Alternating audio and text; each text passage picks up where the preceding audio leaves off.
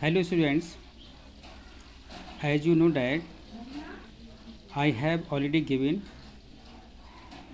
this chapter means introduction to the Euclid's geometry. Okay, I hope you have to completely revise. Okay, but today we start this exercise 5.1. Okay, here is question number first. Which of the following statements are true or which are false? Okay, give reason for your answer.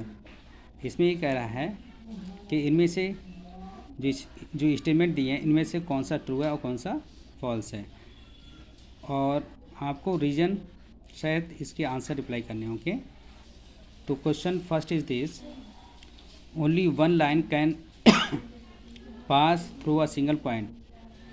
केवल एक ही line single point से होकर जाती है?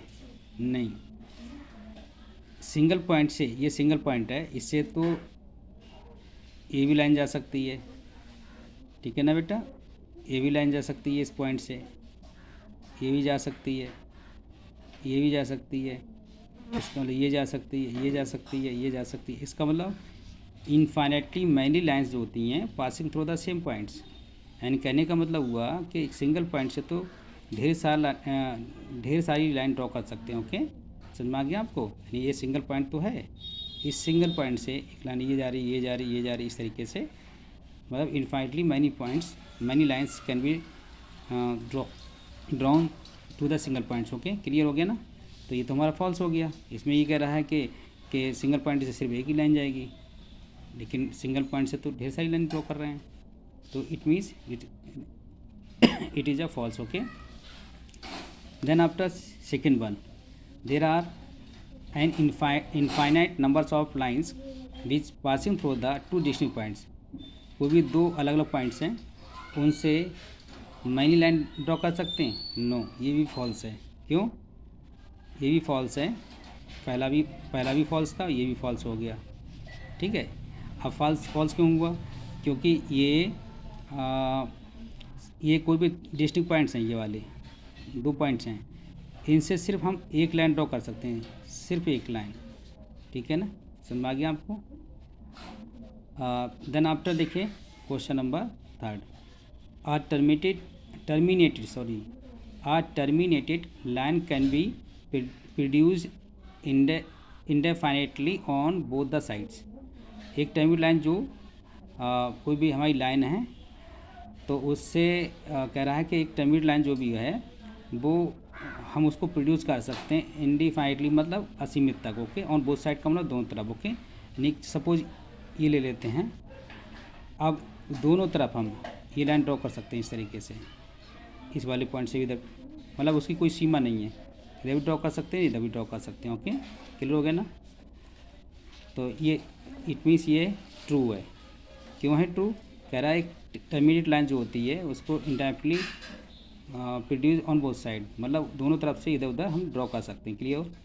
Then next fourth one, if two circles are equal, अगर कोई भी दो सर्किल इक्वल हैं तो then their radii are equal, तो उनकी रेडियस इक्वल होगी। देखिए बेटा, कोई भी सर्किल उसकी रेडियस पर डिपेंड करता है। ठीक है ना, समझ में आ रहा है आपको? अगर उन दोनों सर्किल की रेडियस सेम है तो उनका साइज भी तो इक्वल ही होगा। जैसे सपोज फॉर द एग्जांपल, हमने एक 2 सेंटीमीटर सर्किल का 2 सेंटीमीटर रेडियस का सर्किल ड्रॉ किया इस तरीके से, और दूसरा जो सर्किल है उसकी भी ये जो रेडियस है वो 2 सेंटीमीटर ली, इसको एज ए सेंटर मान करके दूसरा सर्किल ड्रॉ करेंगे इस तरीके से। ठीक है ना, तो ये सर्किल और ये सर्किल दोनों मतलब जब उनकी रेडियस दोनों की इक्वल है तो उनका शेप तो एक होगा ही सर्किल है। अगर दोनों की रेडियस इक्वल है तो इट मीन्स उनका साइज भी इक्वल ही होगा। तो यहाँ पर क्वेश्चन में कह रहा है if two circles are equal, यानी कोई भी दो सर्किल इक्वल हैं तो उनकी रेडियस इक्वल होगी। बिल्कुल बात सही है, क्योंकि इक्वल रेडियस के ही दोनों सर्किल इक्वल होंगे। क्लियर हो गया ना बेटा? देन ये भी ट्रू हो गया आपका। ठीक, देन ये आपका फिगर बना हुआ है, इसमें कह रहा है if A B equal to P Q, यानी ए बी की लेंथ जो है वो पी क्यू बराबर है। फिर कह रहा है पी क्यू जो है वो एक्स वाई के बराबर है, तो क्या A B equal to X Y के बराबर होगा? बिल्कुल होगा। अगर मान लेता हूँ ए बी की लेंथ, देखिए ए बी की लेंथ जो है, ए बी और पी क्यू लेंथ दोनों की इक्वल है, तो ए बी मान लेता हूँ ये 2 सेंटीमीटर है, तो पी क्यू भी 2 सेंटीमीटर होगी। समझ में आ गया आपको? अब कह रहा पी क्यू जो है, ये पी क्यू और एक्स वाई बराबर है, ये वाली है ना, ये एक्स वाई बराबर है। तो एक्स वाई का मतलब अगर A B P Q X Y के बराबर है, तो पी क्यू की लेंथ तो हमें कंसीडर कितनी है? 2, तो एक्स वाई की भी लेंथ इसके बराबर होगी, यानी कि इसकी भी 2 हो जाएगी। समझ में आ गया आपको? तो आपसे जानना चाह रहा है then A B equal to X Y, तो ए बी और एक्स वाई भी इक्वल होंगी? बिल्कुल होंगी। देखो ये 2 है, ये भी 2 है, आगे ना, क्लियर हो गया ना? तो प्लीज़ नोट डाउन। ओके, और इसकी मैं पीडीएफ आपको भेज रहा हूँ, ये रही आपकी पीडीएफ, ठीक है ना, ये वाली, ये सारी पीडीएफ में मैं लिख दिया है। सेकंड पार्ट भी है देखो, और थर्ड पार्ट भी है, और फोर्थ पार्ट भी है, और फिफ्थ पार्ट भी है। क्लियर? समझ में आ गया आपको? Note down.